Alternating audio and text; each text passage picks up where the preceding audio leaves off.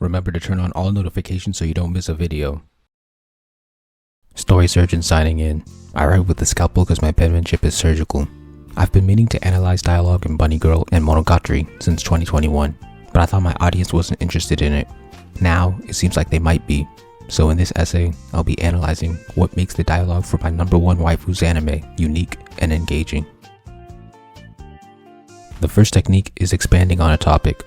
One character will say a sentence, then the second character will take something from that sentence and expand upon it in their reply. This becomes the topic and the two characters go back and forth on this topic. When Sakuta meets Mai, he says his name and explains how it's spelled in a specific way. Mai responds by saying her name and explaining it in a similar way, except more comedic and sarcastic. Sakuta laid down the concept and Mai mirrored it. Later, Kamisato tells Sakuta that Kunimi's popularity will plummet if he's seen around Sakuta. Sakuta expands upon this by asking her if her popularity is currently falling because of their conversation. When Mai steps on Sakuta's foot, he points it out. She asks him if something is wrong, normalizing her action, and he takes the opportunity to make a masochistic joke. Either one of them could have switched the topic at some point, but they kept expanding on it until Sakuta topped it off with a joke. This joke also serves as Sakuta flirting with Mai. Later, when she enters his room, the topic they play with is what to call Mai. She says she doesn't want to be called Senpai. He suggests Sakurajima-san, but she says it's too long. Then he suggests Mai, which angers her because he forgot the san.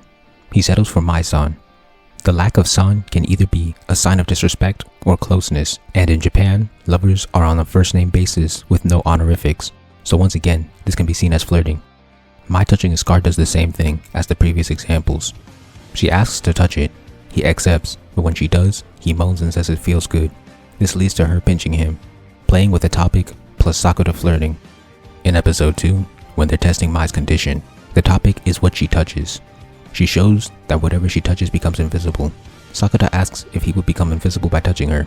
She makes it romantic by asking if he wants to hold her hand, but he shuts this down by saying it's for experimental purposes. When she says she won't let him do it for that reason, he switches to romantic purposes. It's like they're playing verbal tennis. This interaction leads to another short rally, where Mai starts with a comment about lewd thoughts and Sakuta returns by surpassing her expectations, which makes her back off. But when he brings up something she said before about being fine with lewd thoughts, she returns full force by grabbing tighter.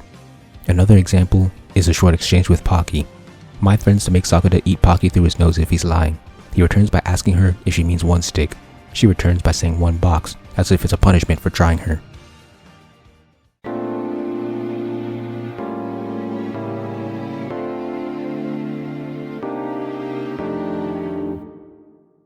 The second technique is having characters show interesting logic or line of reasoning.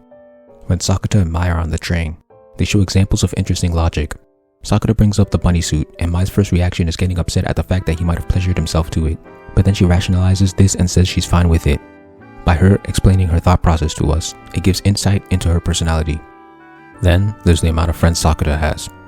He explains that having 2 friends is more than enough as long as he keeps them for the rest of his life. This is an unusual thought process that catches my attention and makes sure I'm listening, on top of giving insight like before. Even Mai is impressed with his answer.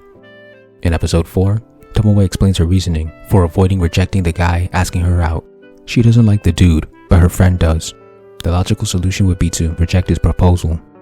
But she believes that if she rejects him, her friend that likes him will hate her. This shows how focused on being accepted by her friends she is, despite the poor quality of her friends.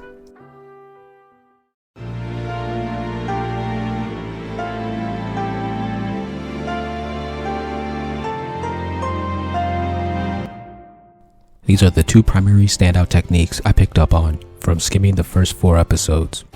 Expanding on a topic and rallying back and forth, and having characters display interesting logic. These make the dialogue feel unique and witty compared to other stories. They manage to capture my attention beyond the interest of what the overall conversation or exposition is about. It's extra layers of engagement. When I eventually rewatch the entire anime, I'll see if there are more techniques to learn from. I'll also eventually cover Monogatari as well. In conclusion, Mai's peak waifu. Thank you for watching. Please like, comment, share, subscribe, and help me revolutionize the manga industry by buying my manga and spreading the word. All important links will be in the description.